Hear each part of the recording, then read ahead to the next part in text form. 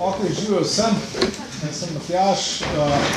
Jaz sem želel danes govoriti nekaj na kratko, ker pač čas je zelo omejen, o Svetem Duhu. Seveda to je tema, o kateri bi lahko govorili cel dan, ampak pač bom dal, zdi se mi to, kar lahko zdaj naredimo realno, to, da dam par iztočnic, mogoče par izzivov, pa da vas jaz pobudim k molitvi.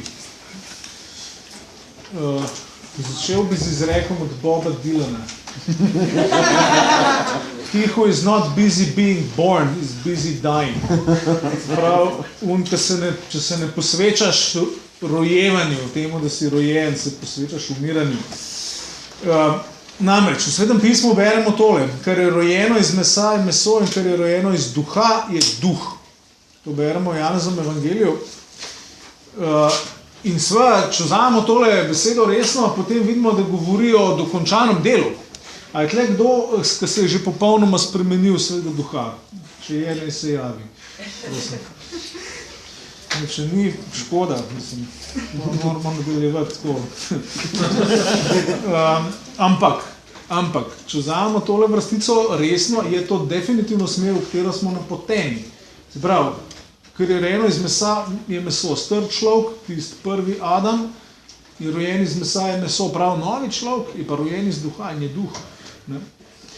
Se pravi, tukaj imamo sliko zdaj dokončanega, popolnega novega rojstva. In zato moramo biti busy being born.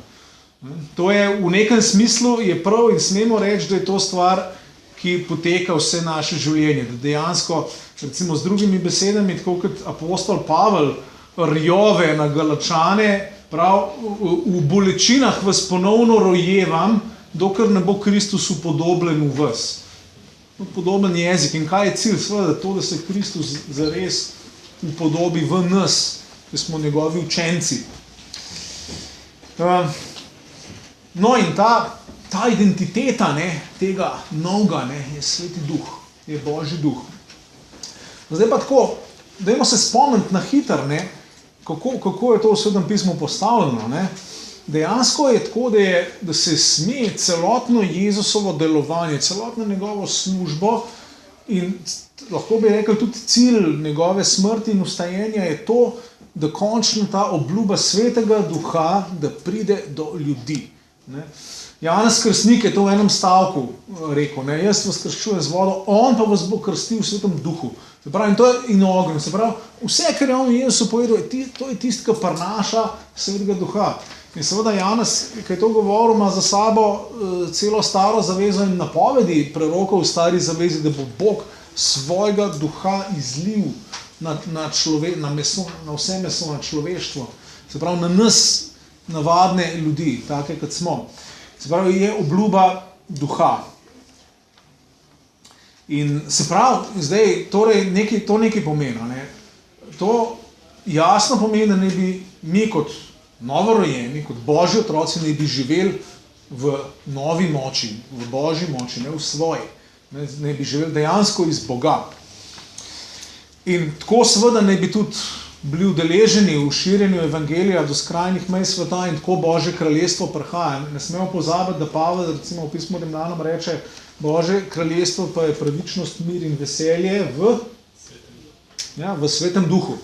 Sveti Duh je prvi sad, viden sad Božjega kraljestva tukaj v tem svetu 17. marca 2018 v Celju. Prav tle, kjer smo. Sveti Duh je prva ambasada, prva inštalacija Božjega kraljestva. Zdaj na hitro bi rad nekaj značilnosti Svetega Duha omenil. Čisto tako, da se mogoče malo osvežite to, kar itak že veste iz Svetega pisma.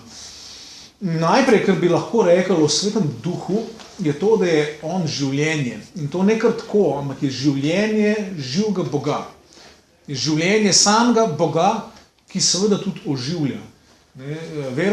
Nicejska veroizpoved pravi, da je Duh Gospod, ki oživlja, in beseda je taka, da pravi tisti, ki dela življenje dobesedno. Pravi, Sveti Duh ne samo, da je živ, ampak je tisti, ki dela, da mrtve stvari postajajo žive. Se pravi, on je samo življenje Boga. Dajmo malo se zamisliti na tem. On je življenje samega Boga, ki je pa zdaj po tej veliki, silni obljubi, obljubljeno nam, da pride in da prebiva v nas. Lahko bi rekel, da je Sveti Duh Božja notranjost. Sveti Duh je, kako Bog je sam v sebi, ampak Bog se v tej ljubezni, ki je seveda, in tukaj pa Kristusov križ bistven, ki se je prek Kristusovega križa lahko prelila k nam. Dejansko njegovo notranjost nam Bog želi dati. In drugo v zvezi s Svetim Duhom, se mi zdi pomembno poudariti, da je, ko Nova zaveza govori o Svetem Duhu, imamo opraviti z izobiljem. Tukaj imamo govorico, ki govori o prekipevanju. Že sami te izrazi, ki jih imamo, Sveti Duh napolni, pade, je razlit ali pa izlit, ali pa pravi Jezus, iz vas bodo tekle reke žive vode. Tukaj imamo vedno sliko v bistvu Božjega prekipevanja tega Božjega življenja, prekipevanja Boga v ta naš svet, tak, kot je, padel z vsemi problemi, z vsemi žalostmi, ki obstajajo, ampak v ta svet se stopa Božji živ duh in se stopa obilno, se stopa preobilno. Mi v tem svetu smo skozi v stiski, skozi ne vemo, a bo dost, a bo znesel, a nam bo ratal, a bo dost, ne vem, denarja, a bo dost časa, a bomo imeli dost tega, dost unga. Tukaj nam pa nasprot prihaja student, ki se ne izčrpa, ampak ki je preobilen. In to se mi zdi zelo pomembno, tudi v današnjem svetu, kjer je skozi, sploh v zunanjem, skozi je ta problem, pomanjkanje, strah, to uno. Tukaj nas pa Bog s tem velikim darom, ki ga je dejansko Jezus za ceno svoje krvi, lahko rečem zadnje kaplje svoje krvi pridobil. Tukaj nam pa Bog prihaja z nečem res drugačnim naproti. In se moramo opogumiti, naša vera se mora tlele ukrepčati za tole veličino tega, kar nam Bog želi dati. Naslednje, kar se mi zdi pomembno izpostaviti, je to, da je Sveti Duh je v bistvu tisti, ki nam daje, da spoznavamo sploh Boga. Sploh dejansko o Bogu niti ne moramo res začeti govoriti brez Svetega Duha. Sveti Duh je po recimo Izaiju, ki našteva razne vidike Svetega Duha, en vidik je, on je duh spoznanja Jahvejevega. Se pravi, tukaj se moramo tudi, po mojem, ustaviti za moment in pomisliti, kaj to pomeni. Bog sam v sebi je neobsegljiva, neskončna skrivnost, ki pa se nam razodeva. Poslal nam je svojega sina ravno zato, da bi se ga lahko prijeli, zdaj pa Sveti Duh nam pa odkriva to globino. Nekje Pavel govori o širini, višini, globini, dolžini. In prav, da bi se napolnili z polnostjo Boga.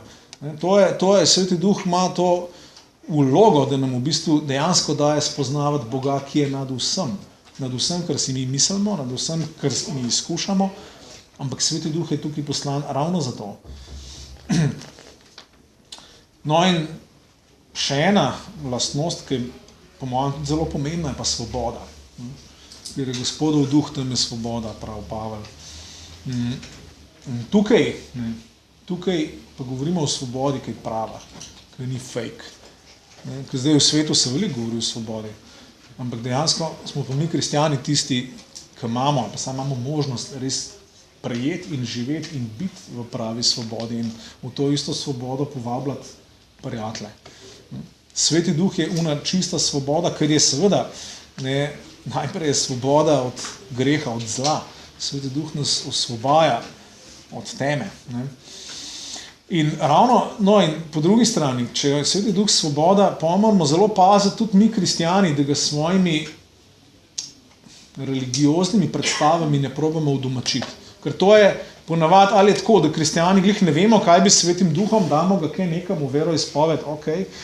ali pa ga probamo nekoliko po svoji podobi udomačiti. Ampak Sveti Duh je drastična svoboda. Je svoboda Boga samega. In vanje smo povabljeni dejansko kot sinovi in hčere tega Boga, ampak je moramo paziti. Ker mi ljudje imamo radi malike, mi imamo radi Boga, ki ga tako ali drugače kontroliramo in to je malik. Sveti Duh je pa živ Bog.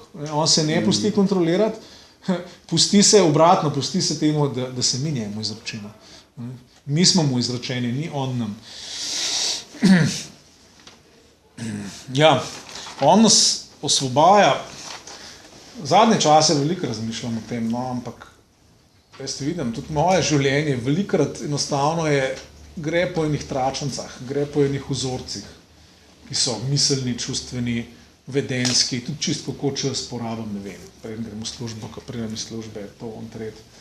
Ampak Sveti Duh nas iz vseh teh kletk pelje ven, ker nam prav, tlele je Bog zdaj, tukaj je zdaj Božje kraljestvo in tukaj so pravi Jezusovi učenci, ki grejo za Jezusom. In jaz moram dejansko, če hočem poslušati Svetega Duha, se moram pustiti zbezati ven iz teh mojih kletk ali pa zajčjih lukenj, o katerih smo malo prej poslušali. Zelo primerno. On lom te naše okove naših mentalnih navad, čustvenih navad, miselnih vzorcev, za katere se zahakljamo dostkrat, in tudi čist vedenskih, ali pa kako čas porabljaš. Sveti Duh nas osvobaja res, da smo otroci očeta, da smo pri Bogu kot otroci. No in s tem je povezano tudi seveda Sveti Duh, ni slučajno, da se imenuje Sveti Duh. Torej, on je Božja svetost, on nas posvečuje. On nas sooča z našimi maliki. On nam dejansko da spoznati in to vas moramo opozoriti, če boste iskali Svetega Duha, tako kot vas želim spodbuditi, boste se zavedali slabih stvari v svojem življenju. Ampak to je dobro, ker to on dela. Saj Jezus je najprej rekel, Sveti Duh je poslan v ta svet, da pričuje v grehu. On nam pokaže, zelo lepo nam pokaže, meni zelo lepo pokaže, lej, Matjaž, poglej, kako se je tle, dej, a bi ti to malo, bi šuti malo naprej, bi ti tle malo zraslo enkrat. In to je, Sveti Duh ti pokaže rast, ker on je, če je življenje, pol je tudi on rast in razcvetanje in prinašanje sadu. No, ampak ta vidik svetosti moramo izpostaviti. Pavel eno šokantno stvar napiše v pismu Rimljanom, da Sveti Duh mori dela mesa. In celo tako nekako pove, tisti, ki z Duhom mori dela mesa in se da voditi Duhu, ta je Božji otrok. Se pravi, vse je logično, če je rojeno iz mesa je meso, tisti mora umreti, tisti mora biti križan, tisti mora biti pokopano. Ampak tega ne delamo sami v svoji moči, ker niti ne moramo. Sveti Duh, Božje življenje je tisti, ki nam da začnemo, da obrnemo stran, da začnemo živeti v eni drugi zgodbi, ki je Božja zgodba. No pa to moramo tudi seveda reči, Sveti Duh, kaj je značilno za Sveti Duh? On je ljubezen. Nekateri teologi celo tako rečejo, da je on v bistvu ta ljubezen med očetom pa sinom, čeprav ga to mogoče malo reducira, ampak je spet neki znotraj Boga. Ta ljubezen, ki jo sin čuti do očeta, ta ljubezen je zdaj prav izlita v nas po Svetem Duhu. Se pravi, Bog je ljubezen, to vemo. Ampak zdaj, kako ta ljubezen ratuje konkretno v nas? Zjutraj, ko se zbudiš, pa moraš iti v službo ali pa v šolo. Ali pa, ko si soočen z zoprnim partoksom ali prijateljem ali komarkoli. Ali pa s šefom. Ampak Sveti Duh je konkretizacija te Božje ljubezni, ki prihaja k nam. Zdaj pa še, recimo, da je to 7 stvari, se bi lahko še veliko več povedal. Je pa dobro zdaj tudi povedati, kaj Sveti Duh ni. Ker, kot rečeno, potem, če že kristjani imamo kaj s Svetim Duhom, se mi zdi, da mi hitro začnemo vklepati v neke svoje kalupe in svoje vzorce in pa naj bodo to, ne vem, karizmatični ali ne karizmatični, nima veze. Zmeri to mi počnemo, ampak je dobro, se mi zdi dobro izpostaviti, kaj ni. Najprej bi rekel, Sveti Duh ni beg od problemov. To ni en tak čustveni, adrenalinski haj. Zdaj, te stvari lahko spremljajo delovanje Svetega Duha, ampak to so naš odziv, naš človeški odziv na Svetega Duha, to ni Sveti Duh. In to je zelo pomembno ločiti. Sveti Duh je duh resnice. In je duh, Pavel pravi, preudarnosti, razumnosti, zdrave pameti. Tak je Sveti Duh po naravi. Ja, jasno, Sveti Duh dela v nas veselje in prav je, da ga dela. Ampak ne smemo mešati svoje navdušenosti z tem kakšna je njegova narava. In tudi drugo, Sveti Duh ni power trip, ki bo rešil vse naše probleme. Ker zdaj, če pa jaz napolnim Svetim Duhom, zdaj pa vse bo šlo the best, vse bom rešil. Ja, Bog seveda želi delovati v našem življenju močno in tudi reševati stvari. Samo, kot smo dobro slišali danes prej, Sveti Duh je tudi sposobnost, da prenašaš težave, da prenašaš zoprne situacije, da prenašaš trpljenje, ker to je pač del našega bivanja v padlem svetu. V takem svetu živimo. Ja, in Sveti Duh nam po eni strani daje tudi moč za čudežno premagovanje težav, tudi bolezni in tako naprej. Ja, in zato moramo moliti. Ampak drugič pa Sveti Duh enostavno da moč, da potrpežljivo prenašaš. Pavel je odličen primer obojega. Prek Pavla je Duh močno deloval, dogajali so se čudežni znamenja. Ampak drugič, ko je imel sam problem, ne vemo točno, kaj je bil ti strn v mesu, je Bog jasno povedal, ne, dosti je moja milost. In Sveti Duh ti v tem primeru da dejansko moč, da prenašaš in to je lahko zelo močno pričevanje za ljudi zunaj sveta. Se pravi, tudi tle moramo Svetega Duha spustiti iz naših kletk. Ni on samo to, pa ni samo to. Oboje svoboden je. No in tudi to moramo vedeti, da Sveti Duh ni medalja za zasluge. Bog nam ne daje Svetega Duha, ker bi si ga mi zaslužili, ali pa če nekdo vidi, da v njem, da mu Bog res daje, da prek njega Sveti Duh dela čudovite stvari, mora vedeti, to je čisti nezaslužen dar milosti. Z ničemer si tega nismo zaslužili, to je stvar čiste Božje ljubezni, čistega daru. Je zastojn. Zastojn, kdor sliši, naj vzame vodo življenja, zastojn. To govori o Svetem Duhu. To je konec Biblije, povzetek cele Biblije. Če kdo želi, naj pride, naj pije, naj vzame zastojn. Ja, zdaj pa mogoče še par misli, kako prejeti in prejemati Svetega Duha. Namreč, ja, je izkušnja mnogih, ne vseh kristijanov, da Svetega Duha enkrat prejmeš in je to nek poseben dogodek, ampak, kakor je to pomembno, je pomembno pa tudi, da ga prejemamo. Se pravi, in Sveto pismo govori o bojem, seveda moramo moliti, da ga prejmemo vsaj v tej njegovi zunanji moči, ampak tudi potem, da se napolnjujemo z njim, da ostajamo polni Svetega Duha. In zdaj bi prvo stvar, ki bi rekel zdaj, kako, je gledati v križ. Gledati v križ od Jezusa in gledati v njegovo vstajenje od mrtvih. Iz tam ven izvira reka žive vode, iz nikoder drugje. In Sveti Duh je dejansko sad tega, kar Kristus je, dejansko on je bil spočeti Svetega Duha. Se pravi, imate popolno utelešenje Svetega Duha Jezus. In van ga moramo gledati. In še posebej v njegov križ, ki pomeni konc mesa, konc starega, in njegovo vstajenje, ki pomeni radikalen, odločen, dokončen začetek novega tukaj v tem svetu. Jezus je vstal v telesu od mrtvih.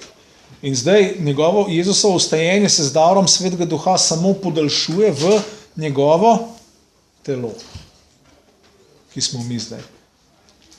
To je samo, dar Svetega Duha je samo podaljšek Jezusovega vstajenja, nič več in nič manj. In tudi v bistvu Sveti Duh, dar Svetega Duha ni nekaj drugega od odrešenja. Je samo en zelo poseben vidik tega, kaj pomeni biti odrešen, kaj pomeni biti na novo rojen, kaj pomeni biti Božji otrok. Je res, da izkustveno včasih mi to doživljamo, ne vem, sprejmeš vero v Kristusa zdaj, pa potem, ne vem, začneš hoditi v polnosti Svetega Duha čez 1 leto. Ampak to nima veze, še zmeraj je to en paket. To nista dve različni stvari, o katerih bi govorili. Tako kot recimo nekateri sprejmejo Kristusa, ampak še dolg časa nimajo gotovosti odrešenja. To ne pomeni, da niso odrešeni. To pomeni, da en vidik tega odrešenja ni dozorel. Potem druga stvar, kako prejemati. Moramo se zavedati, da se ne zavedamo. Mogoče malo težko, ampak tega se moramo zavedati. Sveti Duh je on kraj nas. Je večji od vsega, kar mislimo, kar verujemo. In tako držo moramo zavzeti. Jezus reče Samarijanke, in tukaj smo vsi znov v istem čovnu, če bi poznala Božji dar in bi vedela, kdo je, ki ti pravi, daj mi piti. In In tle smo, mi smo vsi to, če bi poznali. Ne? Mi dejansko se premalo zavedamo in po naravi se niti ne moramo zavedati tega vsega, kar nam Bog želi dati. Ampak Sveti Duh je ravno tisti, prav Pavel nekje, da nam je dan Duh ravno zato, da bi videli, kaj vse nam je Bog milostno podaril. Torej moramo zavzeti res to iskreno ponižno držo in se zavedati, da se ne zavedamo. Zavedati se moramo tudi, in tle bi svetoval, zavedati se moramo tudi v bistvu tega, da dejstvo, da večina kristijanov danes ne hodi v polnosti Svetega Duha, je razlog v lenobi. Čist preprosti lenobi in neki samozadostnosti. Mislim, ja, sej vem dost. Tega se moramo znebiti. Ker seveda Sveti Duh je ta moč Božja, tudi Božja moč je Sveti Duh, moč za to novo življenje, za novo stvarstvo, za tisto, kar je rojeno iz Duha. On je ta moč, ki nam daje, da to, in tudi seveda je moč za nadnaravne stvari. Nadnaravne je beseda, ki jo v bistvu nerad uporabljam, zato ker je, če bi malo pomislili, je najbolj nadnaravna stvar to, da se zjutraj zbudiš in bivaš in obstajaš in lahko premakneš prst. Ker nič od tega v resnici ni samoumevno. Bog nam je dal, da bivamo in obstajamo. Vse je nadnaravno v resnici. In Sveti Duh je samo podaljšek Jezusa v ta svet. V glavnem, moramo se zavedati svoje samozadostnosti, tega, da se ne zavedamo, moramo se zavedati svoje lenobe v bistvu. Meso pa lenoba imata veliko skupnega, nažalost. No in tretje je pa preprosto zdaj, Sveti Duh je obljubljen in na to obljubili so ga preroki, obljubil ga Janez Krstnik, obljubil ga Jezus. In to, da prejmemo tudi Svetega Duha v tej polnosti, to je obljuba. In na to obljubo se moramo pa čist preprosto zanesti. In Bog od nas pričakuje tukaj, da enostavno to obljubo zgrabimo, tako kot se jo spodob, z vero, z zaupanjem, in potem, da čakamo. Naučiti se moramo čakati na Boga. Še 5 minut, veliko, nimam več. Čakati na Boga je spet, je to mogoče antiintuitivna stvar, zato ker nas vse v tem svetu nas uči, kako šibati, kako biti aktiven, kako biti efektiven, kako biti ambiciozen, kako biti dosegajoč, ampak tukaj smo postavljeni točno v drug položaj. Tukaj smo pa v bistvu postavljeni pred Boga, kot oni, ki so se ustavili, kot oni, ki vejo, da ne vejo, in kot oni, ki čakajo na obljubo. Ker obljuba je gotova. Je zapečatena je s krvjo, dobesedno. Jezus, Bog si želi, hrepeni po tem, da bi imel ljudi, mlade in stare in moške in ženske in take in drugačne, izpolnjene s Svetim Duhom. In to je obljuba tam, če preberite si drugo poglavje apostolskih del. Tam je ta obljuba zelo lepo povedana. Bog si želi dejansko vse izpolniti s Svetim Duhom, da bi bili izpolnjeni z Bogom. Zakaj? Za to, da se izpriča evangelij, da se izpriča, da je Jezus res vstal od mrtvih, da se izpriča, da Bog že zdaj deluje in da Božje kraljestvo je in prihaja. In da se pokaže to Božje življenje v nas. Jezus je direktno obljubil, prav, če še vi, ki ste hudobni, znate dajati svojim otrokom dobre darove, koliko bolj bo nebeški Oče dal Svetega Duha tistim, ki ga prosijo. Direktno. Ali pa druga beseda, ki pa Pavel prav, ne opijanjajte se z vinom, temveč se napolnjujte s Svetim Duhom. In Pavel prav tudi, kako govori, ena od stvari smo jo danes tudi že lepo slišali, hvaležnost. Je to, da se naučimo zahvaljevati v vsaki situaciji. To nas direktno odpira za Svetega Duha. In druga, še ena stvar so psalmi, da moliš psalme, berite psalme, v Svetem pismu so. Se pravi, tukaj imamo, Bog nam je dal vse. Dajmo zdaj slišati ta glas, dajmo se opogumati, dajmo prositi res, da nas Bog izpolni s tem darom, da mi lahko končno začnemo živeti v njegovi moči, ker to je to, v bistvu, da se nehaš matrati po človeško, kar Bog želi. Bog je tisti, ki nas želi od znotraj napolniti s svojim življenjem, in da smo lahko Jezusovi učenci. To je nemogoče človeško, z Božjim Duhom je pa to vsekakor možno. Toliko od mene, a je še čas za kakšno vprašanje? gospa rediteljica, gospodična. Kakšen kratek odziv?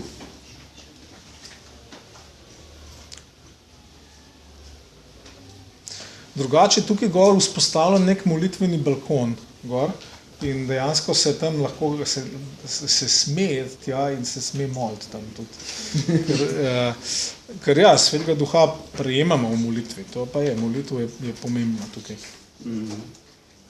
Kaj pa, recimo Sveto pismo tudi govori, da duha ne ugašaj? Ja, to... Bi lahko mogoče par praktičnih... Pa še reče tudi, bodite goreči v duhu tudi. Ja, jaz to tako razumem, da moramo ohraniti ta ogenj Svetega Duha. To je tisto, ko prejmeš duha, da hodiš v tej polnosti in zame to praktično pomeni kaj, da zjutraj ta prva stvar, ko se zbudim, grem molit, da me Bog obleče v Svetega Duha. Ker to je isto, kot bi molil, da me obleče v Kristusa. Ne, prav.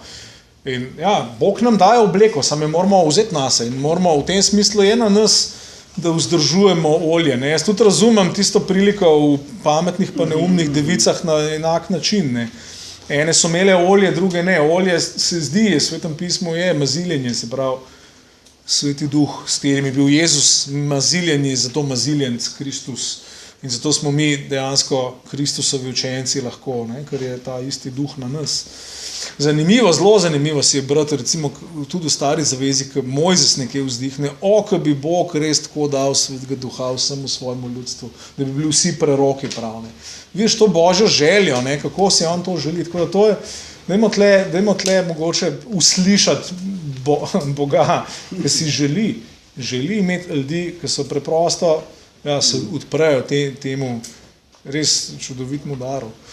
Jaz mislim, to ne ugašati duha pomeni to, da paziš na njegovo delovanje, na njegove spodbude, tudi seveda na darove, ki jih dajo, o tem nismo govorili, ampak darovi duha so nekaj, kar operira v cerkvi, tako kot sad, ne, tukaj moramo paziti na oboje, ne, dostikrat se v krščanstvu poudarja eno ali pa drugo, ampak Sveti Duh dela naravno oboje, dela te močne darove, kot so, ne vem, preroštvo, zdravljenje, jeziki in vse tako naprej in po drugi strani dela sad, dela ljubezen, potrpežljivost, zvestobo, vse te stvari, ki beremo v Galačanom 5, oboje naravno izhaja Svetega Duha in moramo paziti na oboje, da iščemo oboje. To se nam misli še vprašati, da če bi lahko malo pokomentirali, kakšne veze ima tudi še mogoče krščanske discipline, kako ima veze s Svetim Duhom, popolnostjo Svetega Duha hoditi. Ja, ravno v tem smislu, da se navadimo, ne, pravzaprav, da pustimo Svetemu Duhu, da miselne vzorce, pa vedenjske vzorce počasi v nas ugrajuje, da se mi treniramo hoditi v novih miselnih, čustvenih, vedenjskih vzorcih, ki spadajo k novemu človeku. To je smisel krščanske discipline, nič drugega.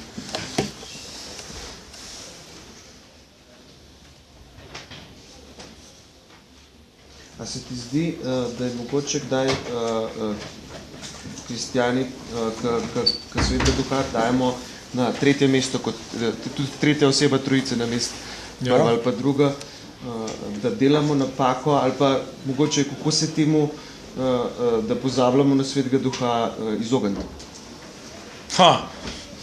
Lahko in vprašanje tere za kratko odgovoriti. Mislim, da ima krščanska zgodovina 1600 let problemov s Svetim Duhom, iskreno. Ja, binkošno gibanje je to delno popravilo, pa tudi kakšna druga gibanja, ampak ja, je treba nazaj se vrniti k Svetemu pismu in k Božjemu planu. Tako, na kratko. Ja, Sveti Duh je pomemben, ampak ne smemo pa spet zgubiti fokusa z Jezusa, ker on je, Sveti Duh je Jezus v nas. Je Jezus v praksi, se pravi, to je vidik, ki bi ga poudaril, recimo na obe smeri.